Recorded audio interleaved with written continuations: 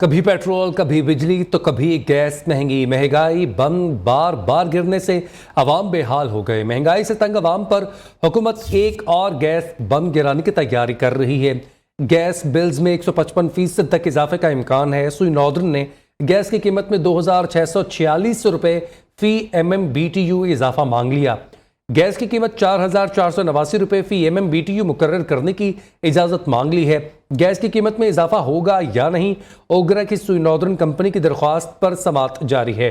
दरख्वास्त मंजूर होने की सूरत में पंजाब, KP और इस्लामाबाद के शहरियों पर इजाफी बोझ पड़ेगा। गैस की कीमत में इजाफे का इतलाक 1 जुलाई से होगा। मज़ीद तफसीलात बताएंगे अदनान अजीज़ हमारे साथ मौजूद होंगे। अभी आपको बताएं गैस की कीमत में 4489 रुपये का की जाएगी। गैस की कीमत में इजाफा होगा या नहीं, ओगरा की दरख्वास्त पर समाअत इस वक्त जारी है।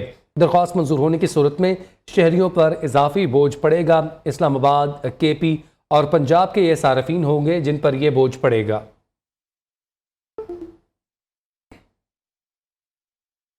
बराह रास्त ले चलेंगे आपको। चेयरमैन ओगरा इस वक्त मीडिया से गुफ्तगू कर रहे हैं। उनकी कारकर्दगी का आलम यह है कि GM तक अप्रोच ना हो तो आप सब घर में जो गैस बंदर है वो ठीक नहीं होता। पानी आया हुआ है, लगता है कि ये आवाम के हर घर से तेल निकला, वो ये समझ रहे हैं कि जितने पैसे होंगे ये दे देंगे।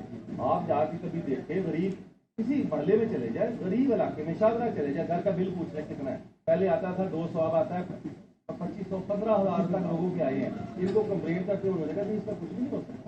कोई इनकी कारकर्दगी को भी आप जांचेंगे या सिर्फ आवाम पे ये जो कहें आप ऐसे थोड़ा बहुत कमी का 150 से आप 25% कमी कर देंगे, 100% तो फिर भी कीमत बढ़ेगी। आवाम की कीमत क्या ये आवाम बर्दाश्त कर सकती है? क्या साल में 3 दफा कीमत बढ़ सकती है? देखिए नहीं, देखिए इसमें तो दो राय नहीं हो सकती कि इन्फ्लेशन का जो मामला है वो यकीनन आम लोगों को उससे इम्पैक्ट पड़ रहा है। और ओगरा का जो मैंडेट है उसमें ये भी बहुत वाज़े तौर पे हमें कहा गया है कि हमें पब्लिक इंटरेस्ट को देखना है। अब सवाल ये पैदा होता है कि जी नवंबर में और फरवरी में जो कीमत बढ़ी उससे पहले 3 साल या 4 साल क्यों नहीं बढ़ी? तो वो तो एक मैं समझता हूँ कि होना चाहिए था कि अगर ग्रेजुअली ये कीमतें बढ़ती रहती तो शायद वो बात ना करते आप जो आप कर रहे हैं। लेकिन हम जिस ऑर्डिनेंस को फॉलो करते हैं, जिस लॉ ऑफ लैंड को फॉलो करते हैं, उसमें होता यही है कि हर फाइनेंशियल ईयर से पहले जो 2 सुई कंपनीज है वो हमें बताती हैं कि ये हमारा तखमीना है और उनके तखमीने की बुनियाद के ऊपर हम रेवेन्यू रिक्वायरमेंट जो है वो निकालते हैं। और मैं ये बात इससे पहले कि ये सेशन हम ख़त्म करें दोबारा वजाहत करना चाहूँगा कि हम कभी भी कोई इस किस्म का डिसीजन ओगरा से नहीं देते which put A common person into A disadvantages position. हमारा फ़र्ज़ है, हमारा काम है, हमारी ड्यूटी है कि चाहे वो आवाम हो, चाहे वो तजारती सार्फिन हो, जितने भी स्टेक होल्डर्स हैं उनके साथ ज्यादती ना हो। और एट द सेम टाइम ये भी बहुत ज़रूरी है कि जो 2 सुई कंपनीज हैं हमारी वतन अजीज़ की, उनकी जो कॉस्ट ऑफ ऑपरेशन है वो उनको मिले। अगर ये दोनों कंपनियां ही बंद होगी तो फिर क्या होगा? चेयरमैन ओगरा की गुफ्तगू आपने सुनी। आगे बढ़े। 1 साल में गैस की कीमत में 500% तक इजाफा किया गया है। कंपनी अपना खसारा कम नहीं कर सकी। बार बार कीमत में इजाफे का मुतालबा किया जाता है। शहरियों का कहना है पहले ही गैस बहुत महंगी है, मजीद इजाफा ना किया जाए। हुकूमत गरीबों को जिंदा रहने दे, गैस की कीमत बढ़ाने के बजाय कम की जाए। बात यह है कि गैस पहले भी महंगी थी, अब मजीद महंगी हो रही है। सारी बात आई है, मैं अपने टैक्स लगाने हैं, उसके बगैर हम चल नहीं सकते। फॉर्चुनेटली हमारे जो रूलर्स हैं वो ख्वाब गफलत की नींद से बेदार नहीं हो रहे। 3री दफ़ा इजाफा है गैस की कीमतों में 2024 में। चूल्हे बिल्कुल गैस वो आ नहीं रही पहले ही, ठीक है। सूरत हाल इतनी ख़राब है कि वो 1000 रुपये में मजदूर आदमी क्या क्या करेगा। बहुत मुश्किल हो गया भैया, ये तो बहुत मुश्किल हो गया। ये अगर इंसान वो खाए या बिल भरे, बिलों ने तो बस जान लेवा किया हुआ, कोई हिसाब नहीं है लोगों का। 1 महीने 11,000 रुपया बिल आए गैस, 33,000 रुपया 32 बिल आया रिक्शा ड्राइवर, 500 रुपया गड्डी दिहाड़ी है। गैस नहीं भी थी और उसके बावजूद भी ये बिल भेजते थे। अब गैस होती भी है तो गैस का अलग हमारी ज़रूरत की चीज़ है और गैस होती नहीं। अगर हमारी गलियों को देखा जाए तो गलियाँ उन्होंने खोद खोद के ख़राब कर दी, पर गैस आने का नाम ही नहीं ले रही। गैस बिल्कुल नहीं आ रही है, बिल बिजली आ रही है ज़्यादा, अब और बिल आना शुरू हो गया है। महंगी कर रहे हैं गैस, ये घरों में गैस नहीं आ रही है, दूसरे टाइम गैस नहीं आती है, रोज़ा खोलते हैं गैस नहीं आ रही है, सुबह रखते हैं गैस नहीं आती है। मईशत के मसाइल संगीन हैं, महंगाई बहुत ज़्यादा है। मुल्क भर में बिजली चोरी हो रही है जिससे रोकना होगा।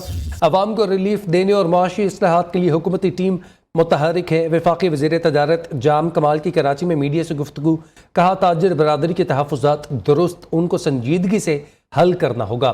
تمام اتحادی ساتھ ہیں، ملک کو مشکلات سے نکالیں گے۔ کوئٹہ میں ریکوڈک سمیت دیگر منصوبوں سے ملک کو فائدہ ہوگا۔ وفاقی وزیر تجارت نے کراچی میں یوٹیلیٹی سٹورز کا بھی دورہ کیا۔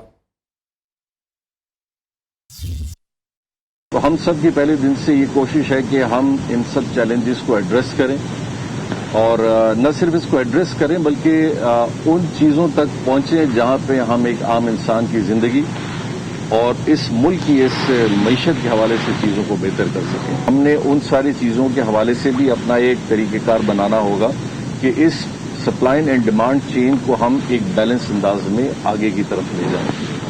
فورتھلی جو ساری چیزیں ہیں کہ پاکستان کی معیشت کو جب آپ بہتر کریں گے، ایک عام انسان کی زندگی میں اس کی کمائی بہتر ہوگی، تو اس انفلیشن میں اور اس کے زندگی میں تھوڑی بہتری اس حوالے سے آئے گی جب وہ خرچ زیادہ کر سکے گا۔ وزیر اعلیٰ پنجاب مریم نواز سے وفاقی وزیر خزانہ محمد اورنگزیب کی ملاقات، معاشی صورتحال اور باہمی دلچسپی کے امور پر بات چیت کی گئی۔ وفاقی وزیر خزانہ محمد اورنگزیب نے مریم نواز کو پہلی خاتون وزیر اعلیٰ بننے پر مبارکباد پیش کی۔ مریم نواز نے کہا، ہم سب مل کر پاکستان کو معاشی مشکلات سے نکالیں گے۔ وفاقی وزیر خزانہ محمد اورنگزیب نے کہا، مریم نواز کے سماجی فلاح کی اقدامات نہایت احسن ہیں۔ مریم نواز شریف کا پہلی خاتون وزیر اعلیٰ پنجاب منتخب ہونا سنگ میل ہے۔ صوبائی وزیر خزانہ مجتبیٰ شجاع الرحمان، سینئر صوبائی وزیر مریم اورنگزیب، سابق سینیٹر پرویز رشید بھی اس موقع پر موجود تھے۔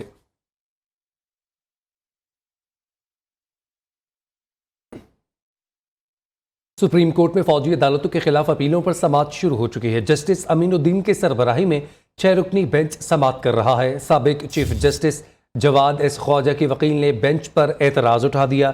دلائل میں کہا، یہ حساس معاملہ ہے، 6 رکنی بینچ سے بڑا بینچ تشکیل دیا جانا چاہیے تھا۔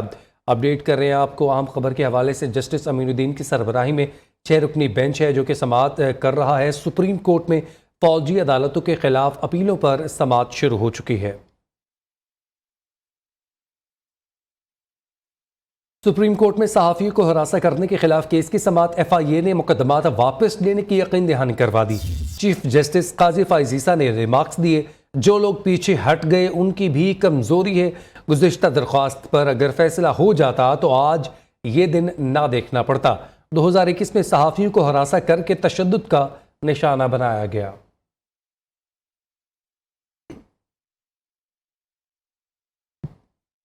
فیصل آباد میں قاتل ڈور نے ایک اور شخص کو زخمی کر دیا۔ پولیس پتنگ بازوں کو لگام ڈالنے میں ناکام، سمندری میں دھاتی ڈور گلے پر پھرنے سے زخمی نوجوان اسپتال منتقل۔ سی پی او فیصل آباد کا notice, S H O city Samundri کو معطل کر دیا گیا۔ اس حوالے سے مزید کیا تفصیلات ہیں جویریہ نذیر سے جانتے ہیں۔ جویریہ بتائیے گا، اب سے کچھ دن پہلے ایک ہولناک واقعہ پیش آیا، آج پھر ڈور پھری ہے نوجوان کے گلے پہ۔ جی بالکل، فیصل آباد میں افسوسناک واقعات تو پیش آ رہے ہیں، لیکن پولیس جو ہے وہ صرف نوٹسز لینے میں اور معطلی میں لگی ہوئی ہے۔ عملی طور پر کوئی ایسے اقدامات جو ہیں وہ ہمیں نظر نہیں آ رہے۔ چند روز پہلے جو ہے وہ تھانہ فیکٹری ایریا کے علاقے میں 22 سالہ نوجوان جو ہے وہ گلے میں ڈور پھرنے سے اپنی جان کی بازی ہار گیا، جبکہ آج جو ہے وہ تھانہ سٹی سمندری کے علاقے میں 23 سالہ اعجاز نامی شخص ہے جو موٹر سائیکل پر جا رہا تھا، جو گلے میں ڈور پھرنے سے جو ہے وہ شدید زخمی ہوا ہے، اسے ہسپتال منتقل کر دیا گیا۔ اس کے بعد جو ہے وہ سی پی او فیصل آباد نے وہی فرضی کارروائیاں کرتے ہوئے نوٹس لیا اور اس ایس ایچ او کو معطل کر دیا، لیکن شہری جو ہیں وہ اس وقت خوف و ہراس میں مبتلا ہو چکے ہیں کہ ڈور پھرنے کے پے در پہ واقعات پیش آ رہے ہیں۔ فیصل آباد کے متعدد ایسے علاقے ہیں جہاں پر ڈور اور پتنگیں جو ہیں وہ ملتی ہیں، لیکن وہاں پر جا کے کوئی کارروائی ایسی نہیں کی جا رہی۔ شہریوں نے مطالبہ کیا ہے کہ ڈور اور پتنگیں فروخت کرنے والے، نہ صرف فروخت کرنے والے بلکہ اڑانے والوں کے خلاف سخت کارروائی عمل میں لائی جائے تاکہ قیمتی زروں کو ضائع ہونے سے بچایا جا سکے۔ جبکہ دوسری جانب آپ مریم نواز جو ہے وہ بھی آصف نامی جو شخص جاں بحق ہوا تھا اس کے گھر میں جو ہے ان کا وزٹ۔ ٹھیک ہے، بہت شکریہ، آپ نے اپڈیٹ کیا Javeria. H S N college کے پرنسپل مائیکل اے تھامسن نے استعفیٰ دے دیا ہے۔ ایچ ایس این کالج کے پرنسپل کا گورنر پنجاب اور اپنے اسٹاف کے نام خط سامنے آ گیا۔ ایچ ایس این کالج کے اپنے خط میں کہنا تھا کہ بورڈ کی سطح پر جو ہو رہا ہے وہ آپ سب کو معلوم ہے۔ میں نے کالج کی شہرت کی حفاظت کے لیے بھرپور کوشش کی۔ چند افراد کی پالیسیز سے تباہ کن تبدیلیاں لائی گئی ہیں۔ 1 اپریل سے الگ ہو رہا ہوں، نئے داخلوں کا حصہ نہیں بنوں گا۔ اسکول میں سیاست اور اقربا پروری کی کوئی جگہ نہیں ہے۔ اس حوالے سے مزید کیا تفصیلات ہیں جانتے ہیں بیورو چیف میاں نوید ہمارے ساتھ موجود ہیں۔ بیورو چیف بتائیے گا، جس طرح سے انہوں نے یہ لیٹر لکھا ہے اس میں جن چیزوں کا انکشاف کیا ہے کیا وہ لیگل ہیں اور ان پہ انویسٹیگیشن ہوگی؟ جی بالکل، یہ جو ہے وہ انہوں نے اپنے خط کے اندر یہ کہا ہے کہ جو ہے وہ خاص طور پر جو ہے وہ گورنر پنجاب ہیں اور ان کے جو کیونکہ گورنر پنجاب پریزیڈنٹ بھی ہیں بورڈ آف گورنر کے اسی سن کے، تو انہوں نے انٹرفیئر کیا ہے کسی معاملے کے اندر، اور یہی ایک وجہ بنی ہے کہ انہوں نے جو ہے وہ پرنسپل کی جانب یہ اپنے اسٹاف کو خط لکھا گیا جس میں انہوں نے استعفیٰ پیش کر دیا ہے، اور اس میں انہوں نے کہا ہے کہ کچھ ایسے معاملات کیے گئے ہیں جس کی وجہ سے کالج کی شہرت کو جو ہے وہ نقصان بچایا گیا، بلکہ انہوں نے یہ بھی کہا کہ چند افراد کی پالیسی کی وجہ سے جو ہے وہ تباہ کن تبدیلیاں لائی گئی ہیں، اس وجہ سے انہوں نے یہ ایک اپنے اسٹاف کو خط لکھ دیا جس میں انہوں نے کہا کہ 1 اپریل سے وہ لاگو ہو رہے ہیں اور آئندہ جو آنے والے داخلے اس کا حصہ بھی نہیں بنیں گے۔ تاہم اس حوالے سے ذرائع کا یہ کہنا ہے کہ اس معاملے کے اوپر جو ہے وہ چند ایک باس شخص ان کے جو ہے وہ بچوں کے حوالے سے ان کی جو فیس تھی اور ان کی جو غیر حاضری کا جو معاملہ تھا اس کے اندر جو ہے جو گورنر پنجاب کے اور بورڈ آف گورنر کی جانب سے انٹرفیئر کیا گیا جس کی وجہ سے انہوں نے استعفیٰ پیش کر دیا۔ جی ٹھیک ہے، بہت شکریہ آپ نے اپڈیٹ کے اس حوالے سے۔ فیصل آباد میں 15,000 سے زائد اساتذہ کی اسامیاں خالی ہیں۔ محکمہ تعلیم کا اسکولوں میں اساتذہ کی عارضی تعیناتیوں کا فیصلہ، خالی سیٹوں پر بھرتیوں کا شیڈیول جاری کیا جائے گا تاکہ تعلیمی نظام کو متاثر ہونے سے بچایا جا سکے۔ مزید تفصیلات بتائیں گے شوکت وٹو۔ جی شوکت۔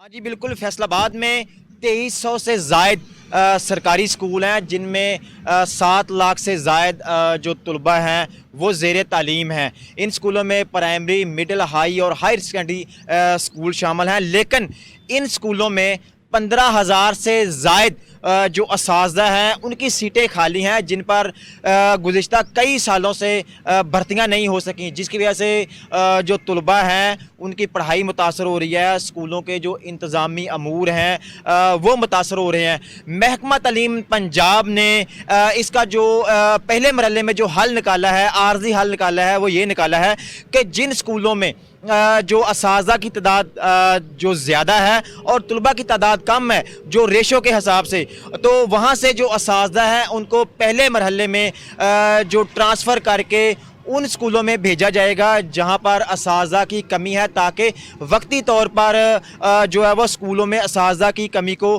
پورا کیا جا سکے۔ اس عمل کو جو ہے وہ ریشنلائزیشن کا نام دیا گیا ہے۔ ریشنلائزیشن کا عمل مکمل کرنے کے بعد اس کے بعد دوبارہ جو ہے وہ سرکاری اسکولوں میں اساتذہ کی خالی سیٹوں کا ڈیٹا اکٹھا کیا جائے گا، وہ پنجاب حکومت کو بھیجا جائے گا۔ اس حوالے سے جو سی ای او ایجوکیشن اور جتنے بھی جو ڈسٹرکٹ آفیسر ہیں محکمہ تعلیم کے، انہوں نے تمام جو اسکول سربراہان ہیں ان سے ڈیٹا طلب کر لیا ہے تاکہ جلد از جلد اس عمل کو مکمل کیا جائے۔ جی چیمپئنز ٹرافی انتظامات کا جائزہ لینے کے لیے آئی سی سی وفد کا نیشنل اسٹیڈیم کا دورہ، پی سی بی حکام کا آئی سی سی وفد کو انتظامات کے حوالے سے بریفنگ دی گئی۔ آئی سی سی وفد لاہور اور راول پنڈی میں انتظامات کا جائزہ لے گا۔